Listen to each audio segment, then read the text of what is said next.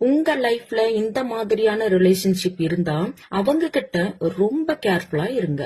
நீங்க ஆசையா அவங்களுக்கு டெக்ஸ்ட் பண்ணிருப்பீங்க, ஆனா அவங்க அந்த டெக்ஸ்ட சரியான டைம்க்கு ரிசீவ் பண்ணி ரெஸ்பாண்ட் பண்ண மாட்டாங்க. டெக்ஸ்டுக்கு தான் ரெஸ்பாண்ட் பண்ணல, ஒரு காலாவது பண்ணி பாப்போம்னு கால் பண்ணீங்கன்னா அதுக்கும் ரெஸ்பாண்ட் பண்ண மாட்டாங்க.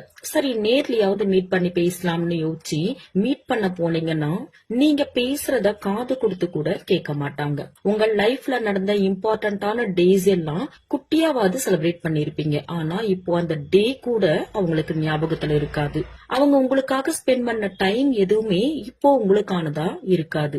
அவங்க உங்க மேல வச்சிருந்த லவ் அண்ட் அஃபெக்ஷன் எதுவுமே அப்போ இருந்த மாதிரி இப்போ இல்ல அப்படிங்கறது உங்களுக்கே ஃபீல் ஆகும். இந்த மாதிரி உங்க லைஃப்லயும் நடந்துகிட்டு இருந்தா அந்த ரிலேஷன்ஷிப்காக நீங்க ஸ்பெண்ட் பண்ற ஒவ்வொரு நிமிஷமும் வீணானதுதான்னு புரிஞ்சுக்கோங்க. Good luck.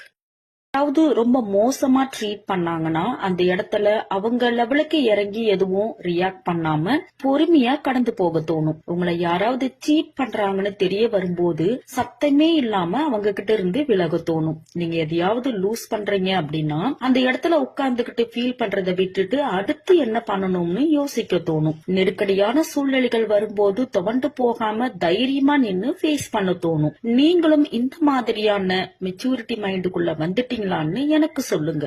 Good luck.